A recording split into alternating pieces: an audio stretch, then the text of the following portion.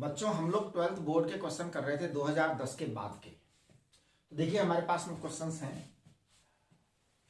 First है, how is electric field due to a charged parallel plate capacitor affected when a dielectric slab is inserted between the plates fully occupying the intervening region. तो देखिए 44 question का जो first है इसका answer हम कैसे लिखेंगे।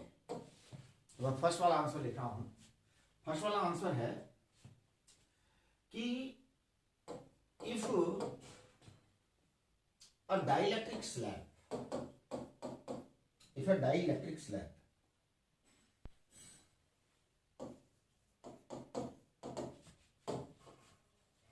is introduced between the space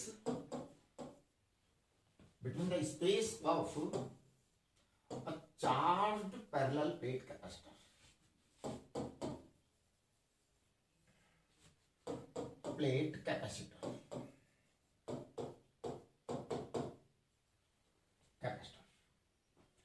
then the electric field intensity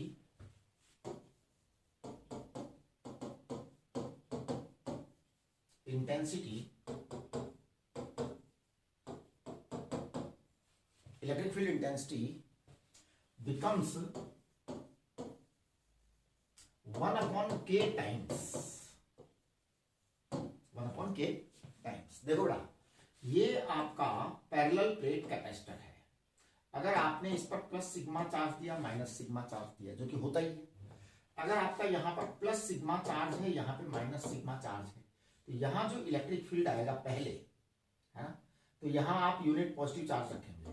तो इनिशियली जो आपका इलेक्ट्रिक फील्ड आने वाला है, वो इलेक्ट्रिक फील्ड आने वाला है E equal to sigma upon 2 epsilon not plus sigma upon 2 epsilon naught.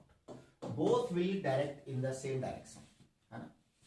तो आपके पास में ये आ गया initial E, it is equal to sigma upon epsilon not, है ना। ये 1 upon k times sigma upon epsilon naught. This is E initial, है ना। This is initial electric field intensity. It is initial electric field intensity, right. ठीक है, done. अब आप देखिए इस बात को कि नाउ इफ वी इंट्रोड्यूस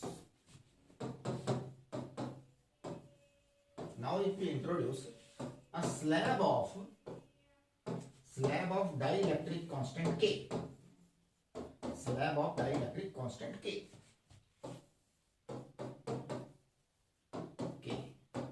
तो देखिए अब हमने इसमें K इंट्रोड्यूस कर दिया बेटा,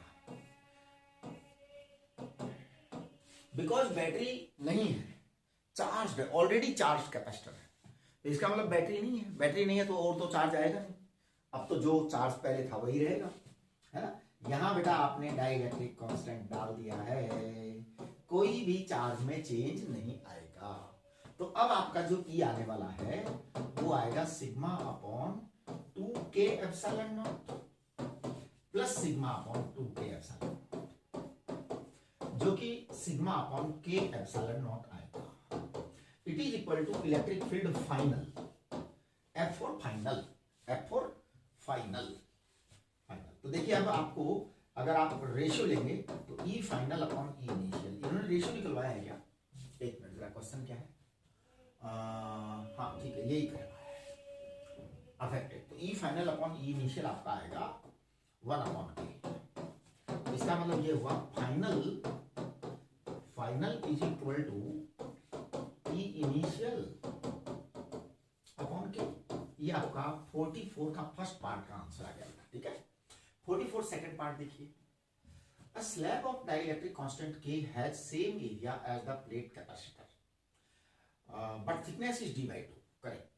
D is the separation between the. Find the expression for the capacitance when the slab is inserted between the plates. तो देखो बेटा, हमें एक्सप्रेशन चाहिए उसके अंदर टोटल कैपेसिटेंस का क्या होगा। तो देखिए हम इसमें बात करेंगे 44 का 2, क्योंकि ये बड़ा क्वेश्चन है। मेरे को लगता है 5 नंबर का क्वेश्चन आया है एग्जाम में, तो बेटा बड़े अच्छी तरह से ही करना पड़ेगा, है ना। हाँ, ये जब सवाल ज्यादा मार्क का आता है तो आपको अच्छी तरह से करना चाहिए उसको। तो देखिए आप, as per question we have filled half of the space. As per question,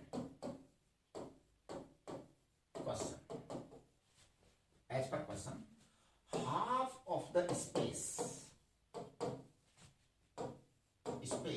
of a parallel plate capacitor, half of the space of a parallel plate capacitor,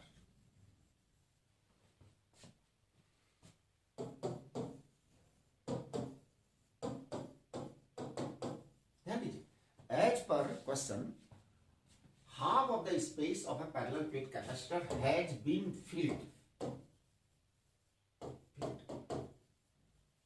तो देखो ये आपका पैरेलल प्लेट कैपेसिटर है बेटा। तो पैरेलल प्लेट कैपेसिटर का आधा सामान में, आधा स्पेस भरूंगा, तो आधे स्पेस में मैं भरूंगा केवल ये लो जी, आधा स्पेस आपका एयर है और आधे में हमने के भर दिया है, के भर दिया है। टोटल आपका डिस्टेंस डी है, ये डिस्टेंस टोटल डी है बेटा, है ना। D/2 में हमने सामान भरा है एच पर क्वेश्चन, करेक्ट। तो देखिए now electric field intensity in air ये आएगा sigma upon epsilon not. Electric field intensity in material, in dielectric आप इसको ऐसे लिख दीजिए, in dielectric it is equal to sigma upon K epsilon not. ये इलेक्ट्रिक फील्ड इंटेंसिटी है। ध्यान दीजिए, क्योंकि क्वेश्चन बड़ा आया है, बड़े मार्क्स का आया है, ज्यादा मार्क्स का आया है, तो हम क्या कर सकते हैं, इसमें डायरेक्ट फॉर्मूला नहीं लगा सकते, है ना। इसको पूरी तरह से हम एक्सप्रेशन निकालेंगे। लेकिन हालांकि ये सवाल जो इन्होंने दिया है इसको इस तरह से नहीं दिया जाना चाहिए, इसमें आर्बिट्रेरी थिकनेस देनी चाहिए थी टी। अगर इसमें ये सवाल में टी देते ना तो ज्यादा अच्छा लगता। फिर क्या करते, हम आर्बिट्रेरी लेते, लेकिन अब इन्होंने फिक्स कर दिया D/2, तो बड़ा आसान हो गया सवाल, है ना। चलिए अब देखो, ये ई एयर है। Now V equal to E into V, now V equal to E into E।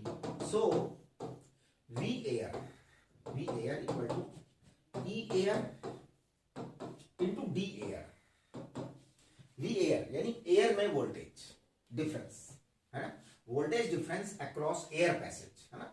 इसको बोलेंगे हम, इसको हम बोलेंगे voltage difference across air passage, voltage difference across air passage, air space, है ना। तो अब आप बोलेंगे इसको sigma upon epsilon not into D/2, क्योंकि आधा स्पेस है ना। नाउ सिमिलरली V डाइलेक्ट्रिक में हम बोलेंगे E dielectric into D dielectric, है ना। स्पेस जितना है उतना ही लेंगे बेटा, जितना स्पेस है उतना ही लेंगे बेटा, E डाइलेक्ट्रिक। तो ये आ जाएगा sigma upon K epsilon not into D/2, correct. अब आप देखिए कि V बराबर क्या आएगा, V बराबर आएगा V air plus V dielectric, बस दोनों का टोटल रखो। This will be total potential difference,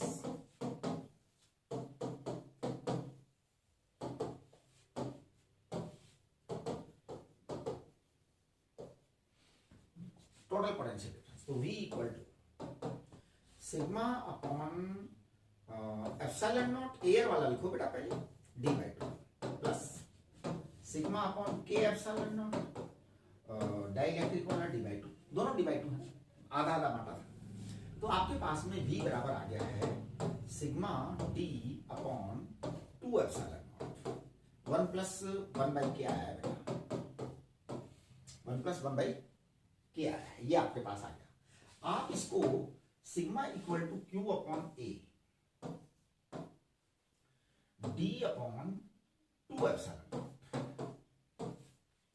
तो ये आपके पास में सिग्मा अपॉन ये आएगा ना क्यू। तो ये आपके पास आ गया के और ये आ गया 1 प्लस के, राइट। कुल मिला के आपके पास में कैपेसिटेंस आ चुका है। तो V अपॉन क्यू आया है आपके पास, देखो V अपॉन क्यू क्या आया है, V अपॉन क्यू आया है D इंटू 1 प्लस के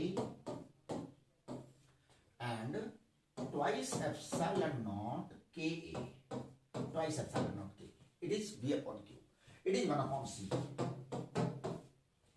तो C बराबर कितना आएगा, तो C इक्वल टू आ गया है twice epsilon not K A upon D के प्लस 1, ये आपका C आ गया। This is the required expression, this is the required expression. ये देखिए हमने पूरा डिटेल के अंदर इसको डेवलप किया है, यानी कि हमने डिराइव किया है, this is the required expression. लेकिन अगर मान लीजिए आप इसी एक्सप्रेशन को डायरेक्ट फॉर्मूले से करना चाहते या वो चाहता, तो आप इसको ऐसे भी कह सकते हो कि we can do this by using the direct formula. तो देखिए डायरेक्ट फॉर्मूले से कैसे करते हैं इस सवाल को, है ना, आप कर सकते हैं। अब ये बताए क्या, अब आप कहोगे सर हम क्या करके आए बड़ी जोरदार बात है कि डायरेक्ट फॉर्मूला लगाओ या ये करो। देखो ये क्वेश्चन की साइज पर डिपेंड करता है, नंबर कितना आ रहा है ना। 5 नंबर का सवाल आ रहा है, आप ऐसे करिए, ये बोर्ड वाले हैं भाई, इनको कंसेप्ट से लेना देना नहीं है ना। हाँ, इनकी अलग ही पता नहीं क्या चलता है स्टाइल, लेकिन जो भी है व्हाटएवर, हमने अगर डिराइव करना है तो वो है, डायरेक्ट फॉर्मूला लगाना है तो देखिए क्या है। छोटा सवाल है, कम नंबर का सवाल है, डायरेक्ट फॉर्मूला लगाइए, है ना। बड़ा सवाल है, पूरा डिटेल करिए, कहानी बनाइए, पूरी स्टोरी बनाइए, कहानी पूरी लिखिए, उसके अंदर जितना बढ़िया से बढ़िया आप ज्ञान भर सकें, जितना बढ़िया से बढ़िया जोरदार भर सके उतना भर दीजिए, और क्या, है ना। ज्यादा नंबर का सवाल आता है तो ज्यादा भरो, कम नंबर का सवाल आता है तो कम भरो, बात बड़ी सीधी सी है भैया। देखो इसके अंदर फॉर्मूला क्या है, C इक्वल टू, आपको ये फॉर्मूला पढ़ाया हुआ है, epsilon not A upon D minus T plus T upon K, ये लो जी, ठीक है। आंसर हमेशा सेम आएगा, आंसर हर हालत में सेम आएगा। देखिए एक बात बताऊं, आंसर केवल तभी अलग अलग आ सकते हैं जब आप कोई गलत करें, या तो आप इसको गलत करें या उसको गलत करें। दोनों अगर आप सही कर रहे हैं तो you will always always get correct answer. कभी गलत आंसर आता ही नहीं है बेटा, आता ही नहीं है। तो C बराबर देखो, अब इसको करो, डिवाइड कर जाएगा, 2 के ऊपर जाएगा, है ना। तो ये आएगा 2k epsilon not A upon D K plus 1, देखना यही आंसर था क्या पहले, ये अलग था, क्योंकि अब हमने फॉर्मूला लगा के किया है। 2k को एलसीएम दिया, ये d/2 हो गया, के ऊपर चला गया। देखना पिछली बार क्या आया था, आना यही चाहिए बेटा,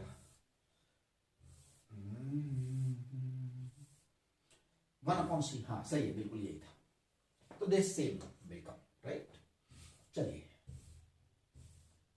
यानी कि अब यहाँ पे एक बात आप लोगों को सीख लेनी है कि भाई सवाल के अंदर आंसर दे के क्या आना है आखिरकार बोर्ड में, तो वो नंबर को देख कर कहते ना बेटा, जैसे 1 नंबर का है, 2 नंबर का है, 3 नंबर का है ना, उस हिसाब से जवाब देना है। ज्यादा बड़ा देना है तो आप वैसे करिए, छोटा सा आंसर देना है, 2 नंबर का सवाल है, 3 नंबर का सवाल, आप ऐसे कर दीजिए, है ना, H पर C। लेकिन इन्होंने एक लाइन बोली है, फाइंड एक्सप्रेशन। अब देखो ये एक्चुअली में इनको या तो देखो, ये जो है ना बोर्ड के जो क्वेश्चन बनाने वाले हैं, मैं बड़ा क्लियर बोलता हूँ, इनको या तो लिखना नहीं आता। अब फाइंड द एक्सप्रेशन, ये लाइन कह रही है डेराइव करो, फाइंड द एक्सप्रेशन, तो इसे हम लोग डेराइव करो। एक है right the answer, right the expression, दोनों में अंतर है। चलिए कोई बात नहीं, 45 का फर्स्ट सवाल किया, लुक एट 45 फर्स्ट। ये क्या कह रहे हैं 45 में first, plot a graph comparing the variation of potential V and dielectric field E and electric field E, sorry, due to a point charge Q as a function of distance R। अरे वाह, बड़ा आसान हो गया। देखो बेटा, E बराबर होता है 1/4 pi epsilon naught capital Q upon R square. This question has already been solved in chapter 1। Actually ये चैप्टर 1 के कुछ सवाल जो है ना यहाँ पे मिक्स करके डाल दिए गए हैं, और ये हम कर चुके हैं पहले, है ना। इसलिए मेरे को लगता है अब हमें टाइम खराब नहीं करना चाहिए, है ना. This has been done in chapter 1 already. Okay, तो question number 45 has been done. Please see the chapter 1 lecture, है ना. Done. See lectures of chapter 1, वो आपके पास में है. ठीक है बेटा, चलिए आगे. Find the ratio of the potential difference that must be applied across the parallel and series combination of the two capacitors. This had also been done already, है ना. ये आपके सेकंड चैप्टर में किया गया है.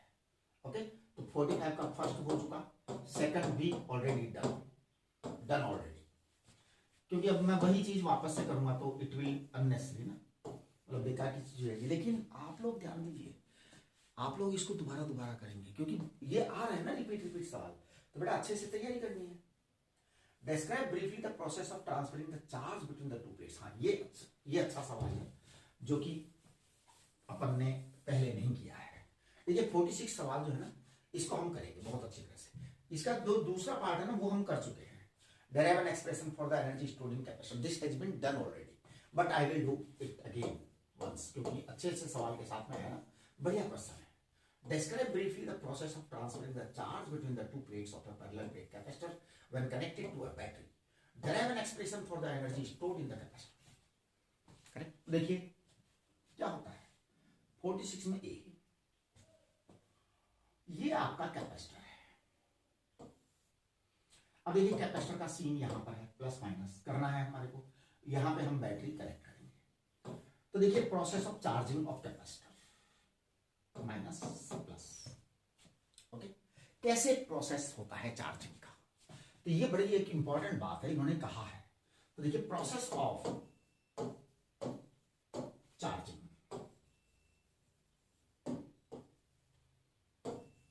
Process of charging of capacitor. देखो बेटा, कैपेसिटर को चार्जिंग का प्रोसेस बताना है हमारे को. ओके, तो देखिए यहां से जो नेगेटिव टर्मिनल है, तो negative terminal repels electrons and positive terminal attracts electron. Right. तो आप देखिए negative terminal of battery, negative terminal of battery,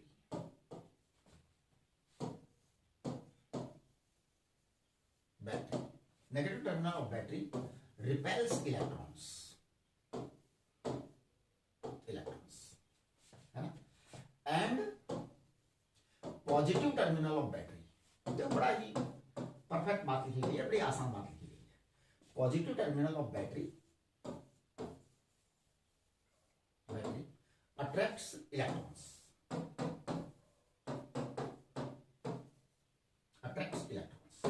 ठीक है. What happens as a result, तो यहां देखिए ये बड़ी ही अच्छी बात है. As a result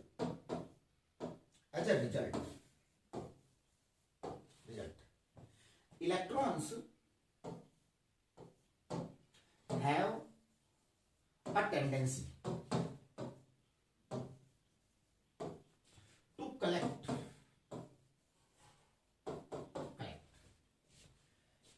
As a result, electrons have a tendency to collect on the inner surface of the capacitor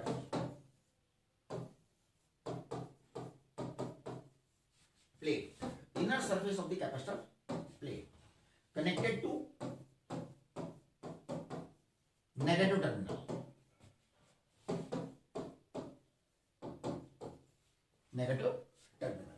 तो इलेक्ट्रॉन हैव टेंडेंसी, है ना, tendency. As a result, electrons have a tendency to collect on the inner surface of the capacitor plate connected to negative terminal. बेटा negative terminal से collect होने की tendency होती है electrons में. ओके, यहां पर क्या होता है कि इलेक्ट्रॉन्स कम हो जाते हैं, ये इलेक्ट्रॉन्स इधर आ जाते हैं. पॉजिटिव बैटरी इलेक्ट्रॉन्स को खींच लेती है. Right. Okay, positive terminal attracts electrons to the negative terminal. other side या on the other side लिखो, थोड़ा अच्छा लगता है. on the other side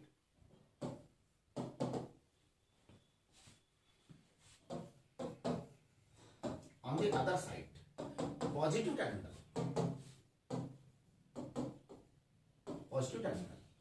attracts electrons. Positive terminal attracts electrons. On the other side, positive terminal attracts electrons. So as a result, है ना, as a result, the inner surfaces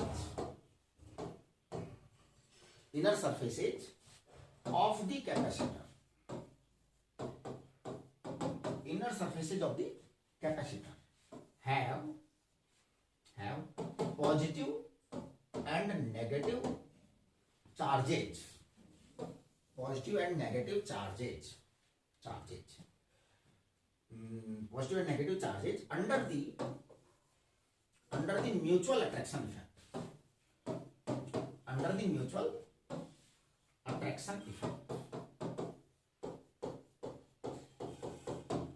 क्या होता है, बड़ा सिंपल सा सवाल है।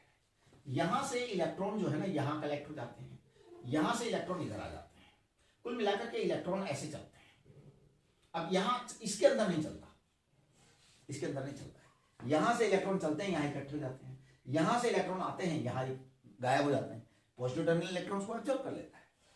जैसे यहां पे इलेक्ट्रॉन्स की कमी आती है तो पॉजिटिव चार्ज आ जाता है, यहां पे इलेक्ट्रॉन्स एक्सेस हो जाता है तो नेगेटिव चार्ज आ जाता है। ये पॉजिटिव नेगेटिव आपस में एक दूसरे को स्टोर करके बांध करके रखते हैं कि कहीं इधर उधर चला न जाए। अच्छा, और एक बात बताऊं, वंडरफुल चीज, आप अगर इसको काट दें यहां से सर्किट को, तो सर्किट हटाने के बाद भी वो बन रहेंगे पॉजिटिव नेगेटिव, क्योंकि उन्होंने एक दूसरे को कलेक्ट कर रखा है, एक दूसरे को अट्रैक्शन के साथ में जोड़ रखा है कि भैया तुम जाओ मत कहीं, हम दोस्त हैं, आपस में यही रहेंगे। ठीक है, अब देखिए derive the expression for the energy stored in a capacitor. तो देखिए ये चीज हम कर लेते हैं। 46 का जो क्वेश्चन ए है, इसका भी एक टुकड़ा और बच गया है, तो मैं इसको पहले वैसे करा चुके हूं, है ना। तो देखिए एक्सप्रेशन फॉर द एनर्जी, इसको तो आप चलो एक काम करो, मत करो, क्योंकि फिर वही चीज है ना, बार बार करने का क्या फायदा है ना। लेकिन आप एक बात सुनिए, आप जो है ना यहाँ पे हेडिंग जरूर डालेंगे ऐसे, मतलब उसमें एग्जाम हॉल में कॉपी के अंदर, expression for the energy of capacitor. अब आप ध्यान दीजिए, आप ये हेडिंग डालेंगे, उसके बाद में आप एक्सप्रेशन करेंगे कि भाई स्मॉल क्यू चार्ज दिया था, पहले स्मॉल क्यू चार्ज दिया था तो उस पर पोटेंशियल वी आया था, जैसे मैंने आपको करवाया था ना, स्मॉल क्यू चार्ज दिया था तो पोटेंशियल आया था क्यू अपॉन सी। फिर छोटा सा चार्ज दिया था डी क्यू, मैं कर नहीं रहा पूरा, लेकिन मैंने आपको बताया था कि छोटा सा चार्ज दिया डी क्यू, तो फिर डी क्यू इंटू वी आया था, डी क्यू इंटू वी आया था तो क्यू अपॉन सी इंटू डी क्यू आया था। फिर हमने इसको इंटीग्रेट किया था, जीरो से लेके कैपिटल क्यू तक किया था ऐसे, है ना। तो ये आया था फिर क्यू स्क्वायर अपॉन 2c आया था, Q square upon 2c, sorry Q square को हमने लिखा था C square V square, Q square में लिखा था C square V square upon 2c, तो ये आ गया था हाफ सी वी स्क्वायर, ऐसा हमने किया था। वही चीज आपको दोबारा करके बता देनी है, राइट। आगे देखिए क्या है, आगे का सवाल है, a parallel plate capacitor is charged by a battery to a potential difference V. It is disconnected from the battery and then connected to another uncharged capacitor of same capacitance, है ना। हाँ ठीक है, तो कोई दिक्कत नहीं, हम कर देते हैं। Calculate the ratio of the energy stored in the combination to the initial energy of the single capacitor. Very good. तो देखो 46 का जो बी क्वेश्चन है ना, ये बड़ा ही आसान सा सवाल है और बड़े आराम से आप इस क्वेश्चन को कंप्लीट कर सकते हैं। देखिए मैं कर रहा हूं। सबसे पहले तो अकेला कैपेसिटर है, बाद में दो कैपेसिटर है ना। तो देखिए फर्स्ट 46 का बी पार्ट का क्वेश्चन है ना, for a single capacitor, for a single capacitor, for a single capacitor है ना बेटा। U equal to, U initial बोलो 1 बोलो या U1 बोलो, 1 बोल दो इनिशियल या 1, एक ही बात है, हाफ सी वी स्क्वायर, ये आ गया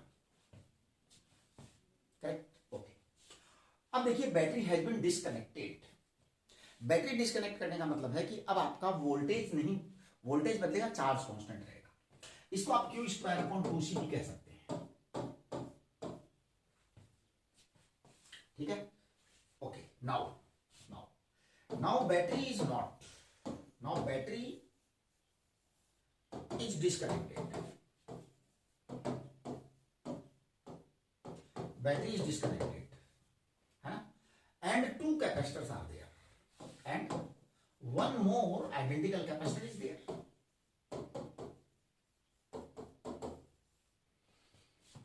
One more identical capacitor is there. अच्छा एक बात और है, अब आप कहेंगे कि सर इसको कैपेसिटर जो दूसरा वाला है उसको कैसे कनेक्ट किया, पैरेलल कनेक्ट किया कि सीरीज में कनेक्ट किया? बड़ा इश्यू, मामला तगड़ा है, क्योंकि उन्होंने बताया नहीं है। यहाँ पे देखिए, it is disconnected from battery and then connected to another uncharge capacitor of same capacitance. अब ये कनेक्ट कैसे किया भाई? सीरीज में किया कि पैरेलल में किया? बड़ी मुसीबत है। चाहे देखो जी सीरीज में करो चाहे पैरेलल में करो, क्यों कांस्टेंट रहना है, चाहे जो हो जाए, चाहे जो हो जाए, क्योंकि बैटरी हट गई, अब चार्ज नहीं बदलेगा किसी भी सूरत में। तो देखिए, now battery is disconnected and one more identical capacitor has been connected. अब इसमें क्वेश्चन में तो कहा नहीं है कि भैया उसने सीरीज में किया है कि पैरेलल में किया है। हम क्या करेंगे, दोनों काम कर डालेंगे। अब ऐसे केसेस में हमारी ये डबल मेहनत हो जाती है, क्योंकि क्वेश्चन वाला लापरवाह है बनाने वाला, बिल्कुल ये लोग लापरवाह लोग हैं। एक्चुअली तो देखो, मैं बड़ा क्रूअल शब्दों में बात करता हूँ, दे शुड बी पनिश्ड। इन लोगों मतलब कुछ पता नहीं, बच्चों का करियर कोई चिंता नहीं।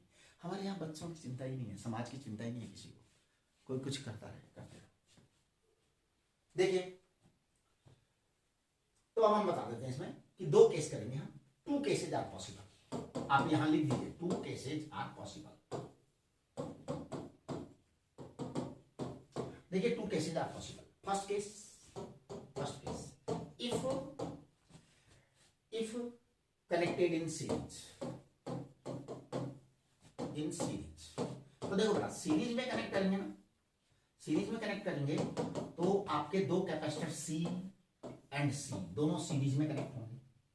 एक कैपेसिटर सी है, एक कैपेसिटर सी है, तो जो सी रिजल्ट आने वाला है वो आएगा C by two. C result C by two आएगा, C by two. Therefore U in series,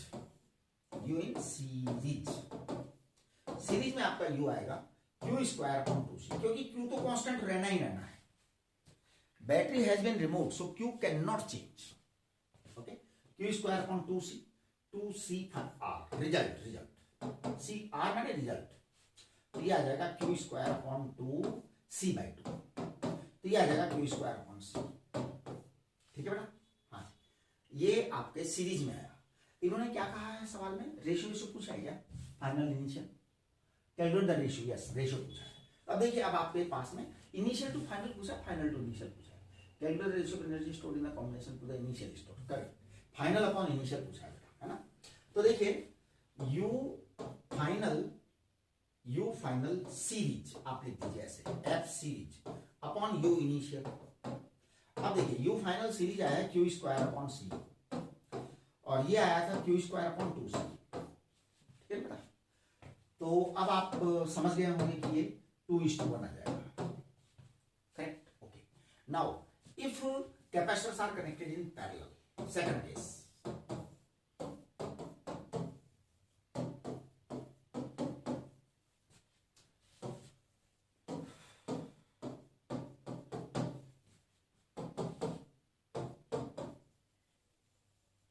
parallel का बाकायदा डायग्राम भी बना दो बेटा।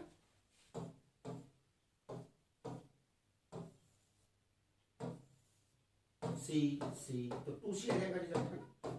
तो देखिए, नाउ यू फाइनल पैरेलल, वही बात क्यू स्क्वायर अपॉन 2C। अब C की जगह जो है ना, क्योंकि ये C है तो रिजल्ट क्या आएगा आपका, 2C आएगा, पैरेलल में जुड़ जाता है ना, तो 2C रिजल्ट आएगा, 2C रिजल्ट आएगा, करेक्ट। अब देखिए, फिर से रेशियो निकालेंगे, U final parallel upon U initial single, तो आपका पास में आएगा ये Q square upon 4C and Q square upon 2C। Result आ रहा है 1/1, आप चेक करें, दिस इज द आंसर। यानी कि आपके पास में ये जो सवाल थे, तीनों सवालों के आंसर आ चुके हैं, करेक्ट। 44, 45, 46, करेक्ट। अब हम अगला सवाल देखते हैं क्या है। A capacitor of capacitance C1 is charged to a potential V1, while another capacitor of capacitance C2 is charged to a potential V. Capacitors are not disconnected from their respective charging batteries and connected in parallel. Okay. देखो बेटा एक बात सुनो, 47 जो है ना सवाल, find the total energy stored in the two capacitors before they are connected. तो मैं यू इनिशियल निकाल रहा हूँ दोनों का, यू इनिशियल का half C1 V1 square plus half C2 V2 square, ये आपके निकाल दिया है हमने, करेक्ट। तो ये आपका इनिशियल, आपका फर्स्ट आंसर आ भी गया। अब हम क्या करें, तो find the total energy stored in two capacitors before they are connected. तो बिफोर था तो बेटा यही आंसर है, बिफोर था तो यही आंसर है, डायरेक्ट आ गया ये आंसर। अब ये ए आपका हो गया। बी वाला देखते हैं, find the total energy stored in parallel combination of the two capacitors. देखो बेटा अब सुनिए आप, हमने दो पैरेलल कैपेसिटर्स रखे हैं और ये प्लस था, ये प्लस था, ये माइनस था, ये माइनस था, करेक्ट। ओके, क्योंकि बैटरी हटा दी गई है, बैटरी हटा दी गई है तो चार्ज रिमेन्स कंजर्व। तो आप यहां पे लिखेंगे as the battery has been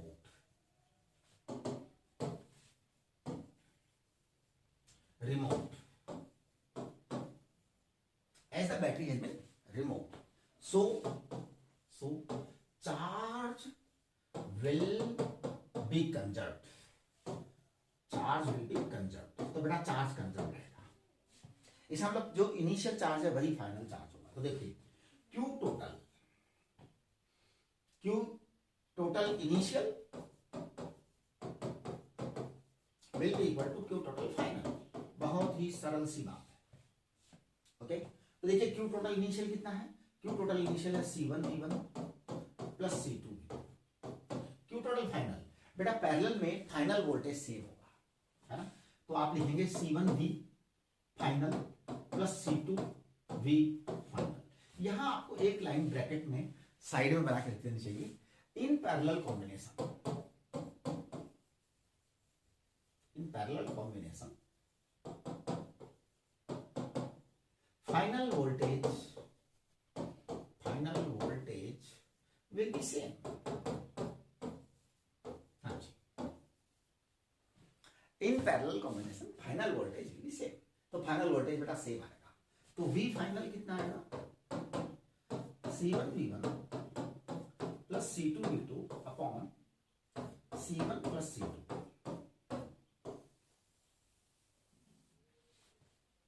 ठीक है, ओके राइट। ये आपके पास में बी पार्ट आ गया, okay. Total energy stored in the parallel combination, ठीक है। आगे आपके पास, अब देखो अभी आपके पास में सॉरी बी फाइनल आया है, हमें टोटल एनर्जी स्टोर चाहिए ना बी वाले का। अरे रे रे रे रे, what this happened, what is this, उड़ी बाबा ये क्या हुआ, मेरे को लगता है ये कुछ हुआ है यहाँ पे गड़बड़। अरे ये हुआ है, अब सही हो गया, I think it is okay, right, good. तो ध्यान दीजिए, हमें फाइनल एनर्जी चाहिए, है ना। तो total final energy stored in parallel combination. तो आपके पास में V फाइनल आ चुका है, देयरफॉर U फाइनल आएगा बेटा half C final V final square, half C final is C1 plus C2, V final is C1 V1 plus C2 V2 upon C1 plus C2 whole square, ये आएगा। तो आप check करिए, ये चीज आ गई आपके पास। तो आप C1 C2 आप उड़ा दीजिए यहां से, तो आपके पास में U फाइनल आ गया है, U फाइनल आ गया है आपके पास में C1, ये ऊपर की स्क्वायर भी आएगा,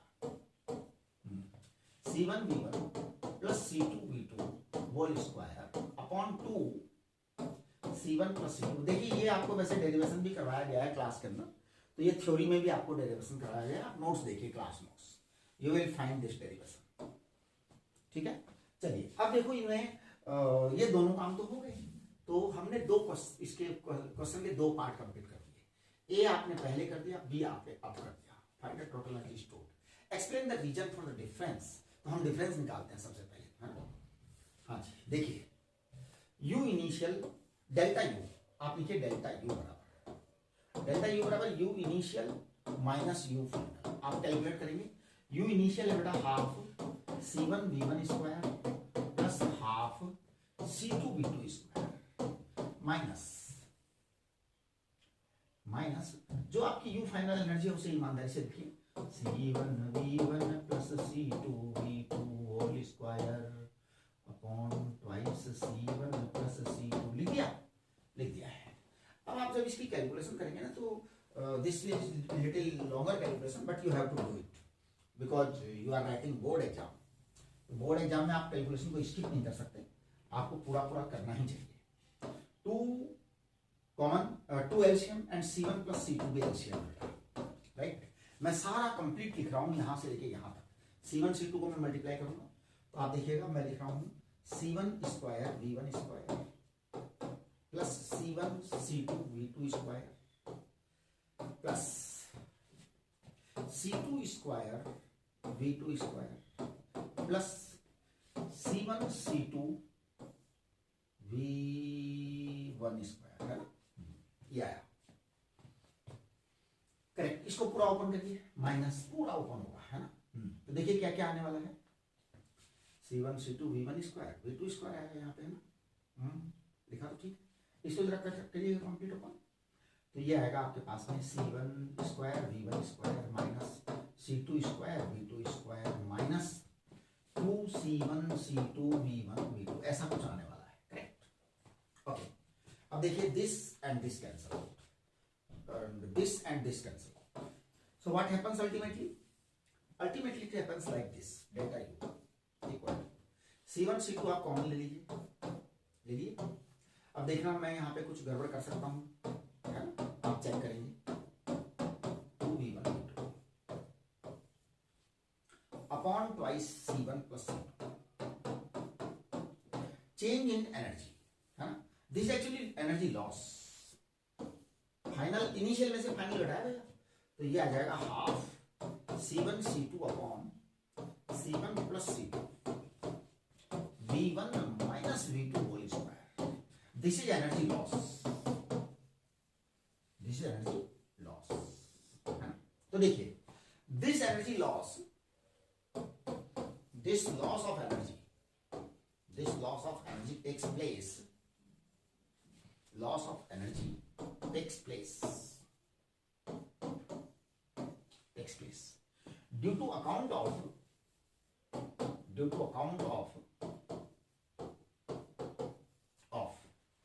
redistribution of charge redistribution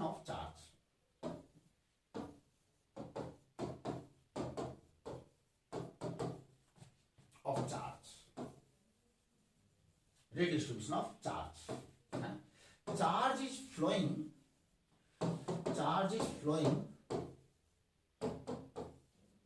flowing through the connecting wires.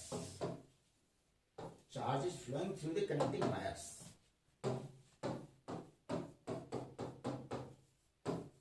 Charge is flowing through the connecting wires. As a result, heat loss bracket में आप आई स्क्वायर आर टी लिख सकते हैं चाहे तो, है ना। Connecting wires as a result heat loss takes place due to resistance, ठीक है बेटा। तो ये आपका हीट लॉस आता है वहां पर, है ना। एक minute, just a moment. Yes, everything is fine. तो देखिए ये आपका क्वेश्चन था 46A B दोनों आ गए। एक मिनट जरा चेक करना, सारे आंसर आ गए। यस, C हैज कंप्लीटेड, यानी हमने A भी कर दिया, B भी कर दिया, C भी कर दिया। अब हम चलते हैं 48 first part. If two similar large plates each of area A having surface charge just this and this are separated by distance d near, find the expression for field at points between two plates and on outer side of the plates, specify the direction of the field in each case। देखो बेटा एक बात सुनो, ये सवाल हम एक से ज्यादा बार चैप्टर 1 में कर चुके हैं। चैप्टर 1 में कर चुके हैं, बार बार सेम क्वेश्चन करे जाए तो कोई मतलब नहीं है। Potential difference between the plates, वो तो अभी हम पिछले लेक्चर में ही अभी इसी में निकाल चुके हैं potential difference between the plates, E air है ना, तो पोटेंशियल डिफरेंस था। Capacitance of the capacitor formed, ये भी हम कर चुके हैं, बहुत बार कर चुके हैं कैपेसिटेंस निकालने का। तो आप देखिए एक बार तो आपको ये है ना कि तैयारी करने में आपको आगे पीछे के लेक्चर्स जो हैं पूरे दिमाग में होने चाहिए, नंबर 1। नंबर 2 बात आपको है ना जो वो होना चाहिए थ्योरी नोट्स आपको पढ़ने ही चाहिए, है ना बेटा। देखो फिजिक्स की तैयारी करने के लिए आपको रोज 2-3 घंटे तो देने ही पड़ेंगे, हैं, बल्कि ज्यादा देने चाहिए। चलिए, तो ये आपके कर चुके हैं हम सवाल को, दोबारा बार बार करने का कोई मतलब नहीं है, वही चीज मैं दोबारा कर दूंगा। कैपेसिटेंस हम निकाल चुके हैं। Two metallic spheres R and 2R are charged so that both of these have same charge density. Okay, if they are connected to each other with conducting wires, in which direction will the charge flow? बहुत ही अच्छा सवाल है। देखो बेटा, charge उधर से flow होगा जिधर वोल्टेज ज्यादा है। इस सवाल को मैं कर देता हूँ, सेकंड वाले पार्ट को मैं कर देता हूँ, फर्स्ट वाला जो है थ्योरेटिकल पार्ट है पूरा का पूरा। अगर आप कहेंगे तो मैं उसको भी कर दूंगा, लेकिन आप कह दीजिएगा अगर करवाना है, कोई दिक्कत नहीं है। देखिए 48 का सेकेंड, पहले फिलहाल मैं सेकंड कर रहा हूँ, मैं क्वेश्चन को जो है ना ज्यादा टाइम खराब नहीं कर रहा, क्योंकि बार बार एक ही चीज करने से टाइम खराब होता है।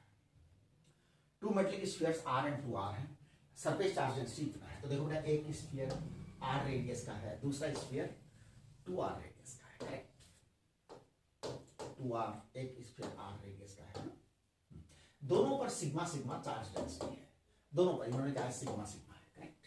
तो देखिए मैं पहले Q1 निकाल देता हूँ, Q1 यानी फर्स्ट चार्ज, सिग्मा इंटू 4 पाई R स्क्वायर।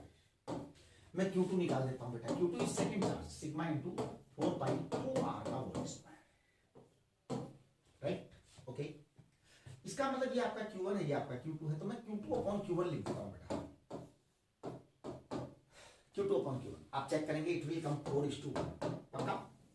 अब देखिए वोल्टेज होता है बेटा, V होता है KQ अपॉन R, ये वोल्टेज होता है। इसका मतलब V प्रोपोर्शनल टू होता है Q upon R, V proportional होता है Q अपॉन R। तो मैं जरा V2 अपॉन V1 निकाल रहा हूं, अभी देख लेते हैं। V2 अपॉन V1 बराबर Q2 upon Q1 into R1 upon R2, correct. V2 upon देखो बेटा, Q2 upon Q1 R1 upon R2, तो Q2 है आपका 4:1 और R1 R2 है आपका R into R। इसका मतलब ये हुआ कि 2:1 आया। देखो V2 अपॉन V1 इज 2:1 यानी ग्रेटर देन 1। इसका मतलब V2 ग्रेटर देन V1 है। Charge will flow from high potential to low potential, है ना। Charge flows from high potential to low potential. Charge flow takes place, charge flow takes place from high potential to low potential.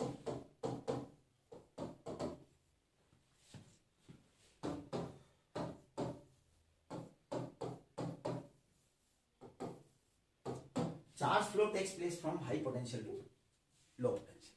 तो ये high potential से low potential पर charge flow होता है। Okay, so charge will flow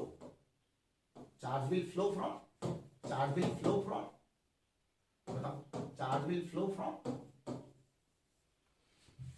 bigger sphere to smaller, bigger to smaller sphere।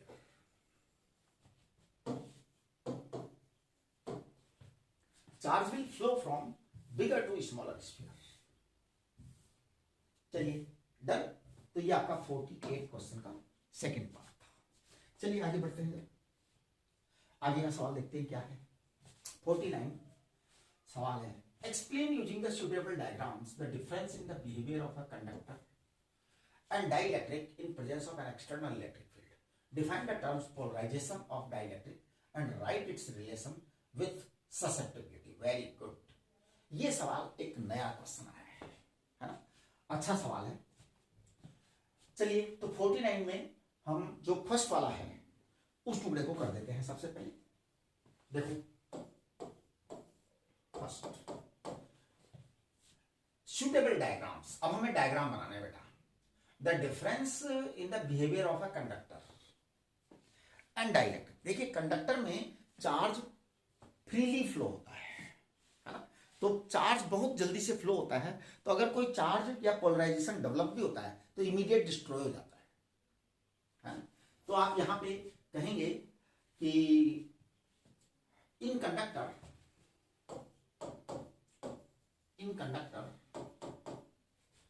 large number of free electrons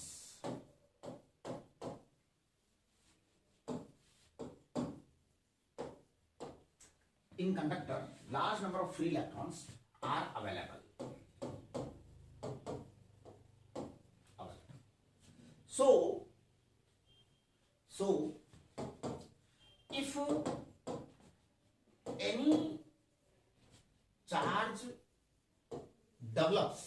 if any charge develops at any point on the conductor,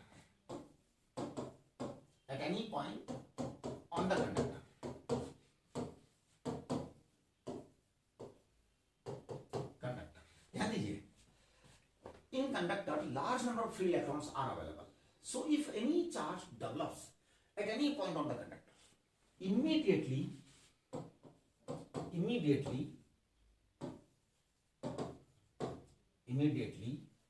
flow of charge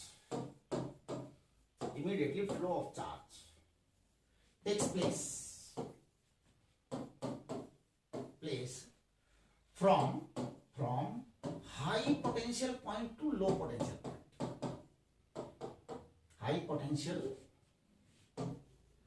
point to low potential point.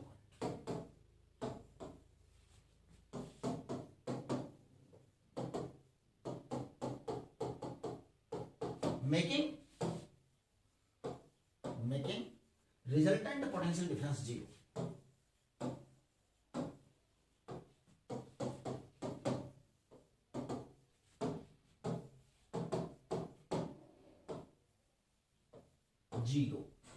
ये बड़ी important बात। देखिए क्या बात है, इसको अच्छी तरह समझ लीजिए। इन कंडक्टर लार्ज नंबर ऑफ, यहां पे लार्ज लिखिए था, large number of in conductor large number of free electrons are available. So if any charge develops at any point on the conductor, immediately flow of charge takes place from high potential point to low potential point, making resultant potential difference zero. तो resultant potential difference zero है भैया, है ही नहीं, potential difference आएगा ही नहीं। Okay, ऐसा होता है। देखो जैसे मान लो ये आपका कोई कंडक्टर है, अब आपके अंदर इसमें तो फ्री चार्ज काफी सारे अवेलेबल है, फ्री इलेक्ट्रॉन्स।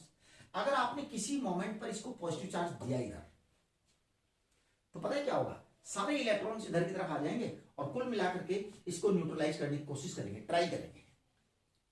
कर पाएंगे नहीं कर पाएंगे वो एक अलग चीज है। आपने चार्ज दिया है, इसका मतलब आपने इलेक्ट्रॉन निकाला है, ये चार्ज चारों तरफ स्प्रेड कर जाएगा ऑन द सरफेस, बराबर हो जाएगा, जिससे कि सब जगह का पोटेंशियल सेम हो जाए। डिवीजन ऐसा होगा कि सब जगह का पोटेंशियल सेम हो जाए। ओके, अब सवाल उठता है कि डाइलेक्ट्रिक का मतलब क्या है। डाइलेक्ट्रिक का मतलब है कि no free electron. Dielectric material have no और वेरी लेस, ध्यान दीजिए, डाइलेक्ट्रिक मटेरियल हैव नो और very less free electrons. So when a charge is given or the dielectric material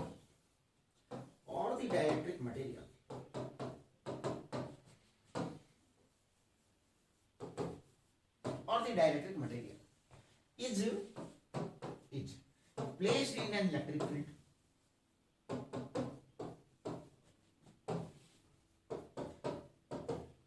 electric field,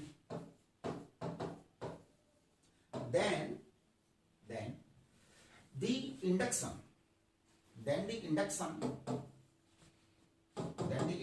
of charges, induction of induction of positive and negative charges, ऐसे लिखिए आप, induction of positive and negative charges. देखो बेटा मैं positive लिख रहा हूँ, आप वहां पे पॉजिटिव की पूरी स्पेलिंग लिखना, नेगेटिव लिख रहा हूँ वहां पे आप नेगेटिव की पूरी स्पेलिंग लिखना। Then the induction of positive and negative charges are taking place as shown in figure, as shown in figure। तो हम फिगर में देख रहे हैं उसको, है ना। देखिए मैं बता रहा हूँ फिगर, जैसे मान लीजिए ये आपका चार्ज था और ये आपका प्लस प्लेट था, ये माइनस प्लेट था, तो बेटा यहाँ पर आपका इलेक्ट्रिक फील्ड इस डायरेक्शन में था। अब आपने इसके अंदर एक मटेरियल को डाल दिया जो कि डाइलेक्ट्रिक है। अब पता है इसके अंदर अंदर क्या घटना घटित होने वाली है, मटेरियल के अंदर होने वाली है। इधर नेगेटिव चार्ज डेवलप होगा, उधर इक्वल पॉजिटिव आ जाएगा, इधर नेगेटिव होगा, उधर इक्वल पॉजिटिव डेवलप हो जाएगा, इस तरह से, है ना। इधर नेगेटिव उधर पॉजिटिव, इधर नेगेटिव इधर positive, negative positive negative positive negative positive negative positive, ऐसे पोलराइजेशन हो जाएगा, ऐसे पोलराइजेशन हो जाएगा।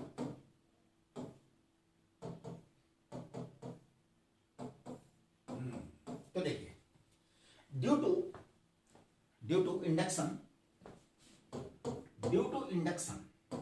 Effect, due to induction effect a polarization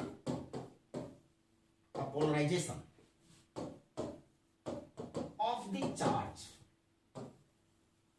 due to induction effect a polarization of the charge takes place and effectively थोड़ा word को आप पकड़ने की कोशिश करना, and effectively due to induction effect a polarization of the charge takes place and effectively the polarization effectively a dipole moment, है ना, effectively an electric dipole moment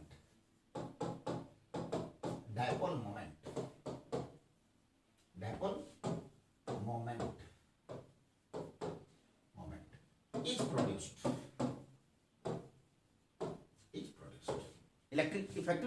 effective dipole moment produce करता है ना। तो क्या होता है कि आपने जब ऐसे किया तो डायपोल मोमेंट आ जाता है वहां पे, है ना।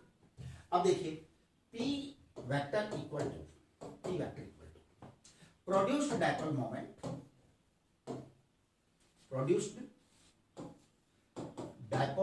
या इंड्यूस्ड डायपोल मोमेंट, एक ही बात है, moment under the effect of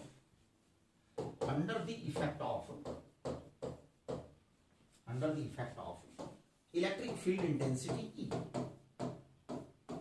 ध्यान दो ना, P is produced dipole moment under the effect of electric field intensity E।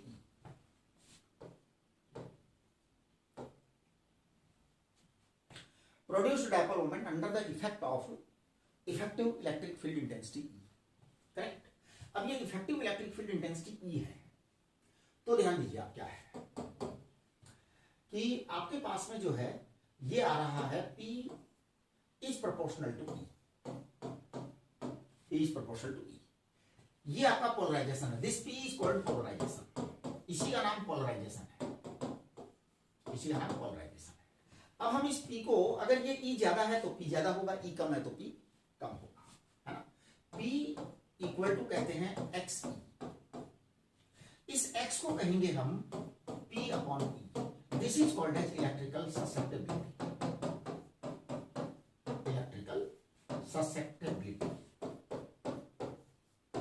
ये आप लोगों को थ्योरी में पढ़ाया होगा, आप अपना नोट्स चेक करिए, थ्योरी नोट्स, तो आपको मिलेगा। देखिए सवाल क्या था, हम एक बार क्वेश्चन पर गौर कर लेते हैं।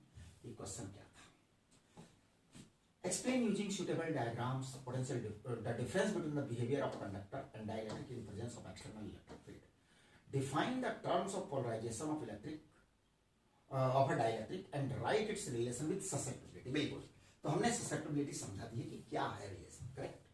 तो देखो बेटा ये आपको सारा ऐसे लिख करके आना पड़ेगा, ठीक है। हाँ x is electrical susceptibility, that is P upon E, correct. चलिए अगला सवाल देखिए क्या है। Next question please. Next question है, a thin metallic spherical cell of radius r is carries a charge q on its surface, right? Okay. A point charge q by 2 is placed at the center C, okay, and another charge 2q is placed outside the cell at a distance x from the center as shown in the figure. Find the force on the charge at the center of the cell. देखो बेटा एक बात सुनो, centre of the cell पर कोई force नहीं लगेगा क्योंकि E इन जीरो होता है, कंडक्टर है ना भैया, मेटल। तो एक मिनट, इस 49 का सेकंड पार्ट कर रहा हूं मैं, 49 का सेकंड पार्ट कर रहा हूं। No force will be on inside charge. तो देखिए 49 सेकंड है ना बेटा। E electric field intensity inside a metallic shell, inside a metallic cell is zero. So no force on the inside charge, inside charge पर बेटा कोई force नहीं लगेगा, राइट। आगे electric flux through the cell, okay, cell के थ्रू electric flux. अब देखिए electric flux through the cell निकालने के लिए इन्होंने बोला है, और ये बड़ा सीरियस मामला हो गया कि हम इस कैपिटल क्यू को इसमें इन्वॉल्व करें कि नहीं करें। तो अब यहां पे हम क्या करेंगे, दोनों लिख देंगे, क्या को पंगा मोल लेते हो, है ना। एक बार कंसीडर करके लिख दो, एक बार नहीं कंसीडर करके लिख दो, क्योंकि इन्होंने बड़ी अब इन्होंने क्या कहा, electric flux through the cell. भैया अगर इसको कंसीडर नहीं, इसको तो लेंगे, ये वाला तो कंसीडर होगा ही होगा, ये वाला क्वेश्चन है, ठीक है। तो देखिए हम इसका आंसर लिख देते हैं सेकंड, बड़ा छोटा सवाल आ गया, लेकिन ये अच्छा एक ही पार्ट में क्वेश्चन का, इसलिए ऐसा हो रहा है। ये ए पार्ट हुआ बेटा इसका, है ना। हाँ, so force on Q by 2 is Q by 2 into E, it is equal to Q by 2 into E0, तो ये जीरो है, करेक्ट। एक काम तो कंप्लीट हो गया। बी वाला देखो, है ना। Electric flux through the cell,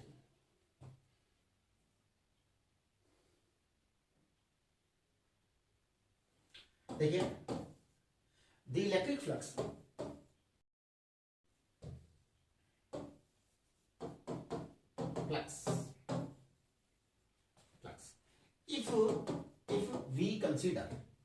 if we consider आप लोग थोड़ा बोर्ड में ध्यान दीजिए, क्योंकि मैंने तो आपको बहुत डिटेल में बड़ी अच्छी तरह से पढ़ाया, तो आपके नेचुरल कंसेप्ट बहुत क्लियर होंगे कंसेप्ट। तो इस तरह की स्थिति में आप फंस जाओगे कि क्या करें। आप क्या करा करो, दोनों आंसर दे आया करो, जो मर्जी कर ले। The electric flux if we consider only inside charge Q by 2, तो आपके पास में फाई आएगा, flux is equal to Q by 2 upon epsilon naught. तो ये बेटा Q अपॉन 2 एप्सिलॉन नॉट है, राइट। अब आप यहां पे लिखेंगे if the surface charge capital Q is also considered,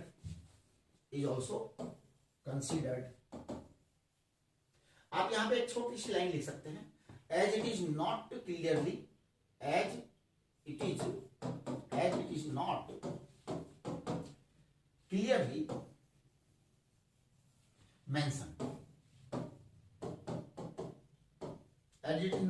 mentioned, है ना। If the surface charge capital Q is also considered, then Q total हो जाएगा Q by 2 प्लस Q, यानी 3 by 2 Q हो जाएगा, है ना। 3 by 2 Q हो जाएगा। नाउ फाई आ जाएगा आपका, फाई वो आ जाएगा 3 by 2 Q upon 2 epsilon not, यानी this will come thrice Q upon 2 epsilon not, है ना। हाँ, तो ये आपका आंसर आएगा दोनों केसेस में, राइट। आगे देखिए क्या है, क्वेश्चन नंबर 50। चलिए ये आपका क्वेश्चन नंबर 49 का आंसर है, 50 चेक करते हैं। 50 सवाल है, there are the expression for the energy stored in parallel plate capacitor of 10। बेटा ये कर चुके हैं हम बहुत, अब इसको नहीं करेंगे बार बार। A fully charged capacitor is connected across uncharged identical capacitor show that energy stored in the combination is less than. अब ये भी किया, आज ही किया किया था ना अभी थोड़ी देर पहले, यहाँ पे एनर्जी डिफरेंस भी निकाला था, ये रखा ये रखा। तो इसलिए ये सारे सवाल तो डन हो चुके। अब हम एक लेक्चर इसका और आएगा जिसमें एमसीक्यूज है, तो एमसीक्यूज वाले सवाल हम एक बार और करेंगे, राइट। तो नमस्ते आपके लिए, ठीक है, ओके।